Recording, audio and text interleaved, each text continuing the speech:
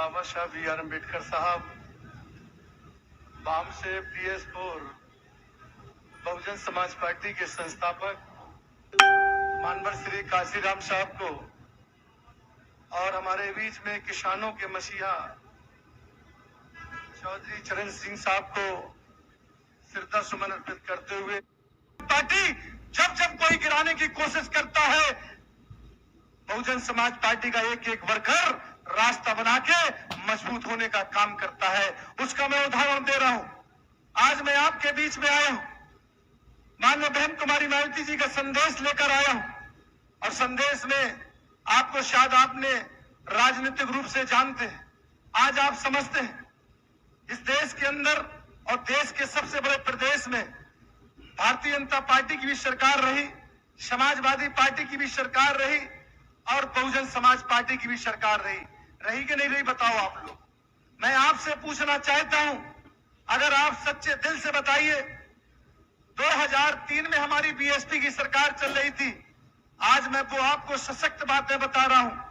2003 में जब हम लोगों ने हमेशा भारतीय जनता पार्टी से समर्थन लेकर सरकार चलाई, 3 बार भारतीय जनता पार्टी से समर्थन लेकर 3 बार सरकार चलाई, कभी समर्थन देकर उनकी सरकार चलने नहीं दी। हमेशा बहुजन समाज पार्टी ने अपनी सरकार बनाई। आज मैं आपको क्यों नहीं बनाई, उसका एक कारण था। भारतीय जनता पार्टी जब जब किसी राजनीतिक दल के साथ मिलती है, उस दल को दलदल कर देती है और उसको खत्म कर देती है। मैं आपको पहले आह्वान कर रहा हूं, जो लोग भी भाजपा के अंदर जाते हैं वो अपने दल को ढूंढते फिरते हैं, उनका दल कभी नहीं दिखता है। आज मैं इसलिए कहना चाहता हूं, लेकिन एक राजनीतिक दल और एक नेता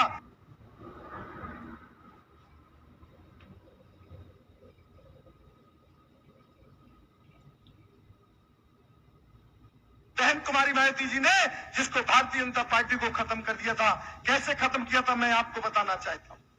जब आपको ध्यान हो, 2003 में हमारी 2002 में जब समर्थन लेके सरकार चल रही थी, भारतीय जनता पार्टी के बड़े बड़े नेता आए और भारतीय जनता पार्टी के नेताओं ने कहा, बहन कुमारी मायावती जी से कहा कि हम आपको हमेशा के लिए उत्तर प्रदेश का मुख्यमंत्री बनाना चाहते हैं।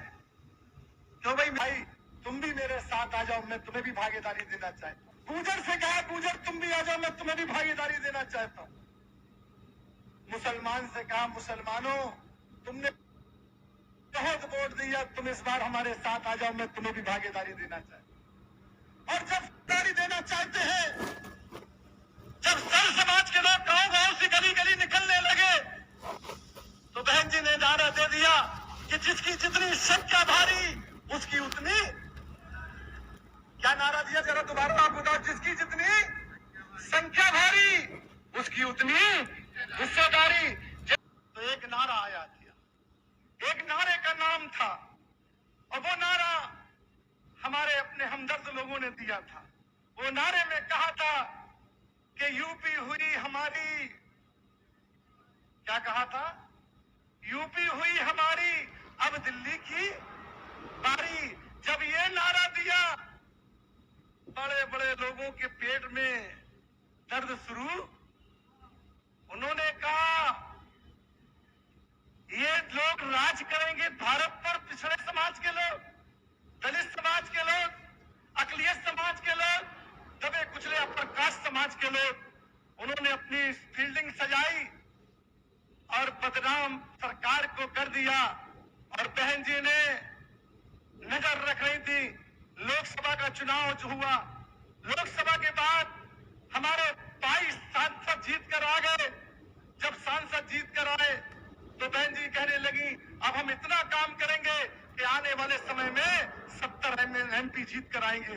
हम लोगों ने काम किया, काम को बदनाम करने का काम भारतीय जनता पार्टी और कांग्रेस के लोगों और समाजवादी पार्टी ने मिलकर प्रचार किया। अब मैं आपसे पूछना चाहता हूं, सपा और भाजपा के लोगों ने बीएसपी को बदनाम कर दिया कि बहुजन समाज पार्टी ने मूर्तियों की सरकार बनाई, पत्थरों की सरकार बनाई। कहा कि नहीं कहा, बताओ आप लोग। मैं आज आपसे बयान देता हूं, चैलेंज करके कहता हूं, इस देश के अंदर कांग्रेस की हुकूमत 50 साल रही कि नहीं रही, बताओ आप। उन्होंने नेहरू जी के नाम से, इंदिरा जी के नाम से, राजीव जी के नाम से पार्क और स्मारक पूरे देश में बनाए कि नहीं बनाए? कभी बहुजन समाज पार्टी ने विरोध किया? कभी विरोध किया तो बता दीजिए। नहीं किया। उसके बाद भाजपा की सरकार आई, भाजपा ने अटल जी के नाम से, उपाध्याय जी के नाम से पार्क और स्मारक बनाए, बहुजन समाज पार्टी ने कभी विरोध नहीं किया। समाजवादी पार्टी की सरकार आई, लोहिया जी के नाम से, मुलायम सिंह जी के नाम से पार्क और स्मारक बनाए, बहुजन समाज पार्टी के नेता ने कभी विरोध नहीं किया। लेकिन जब बहुजन समाज पार्टी की सरकार बनी तो बहन जी ने इस देश के भारत रत्न, इस देश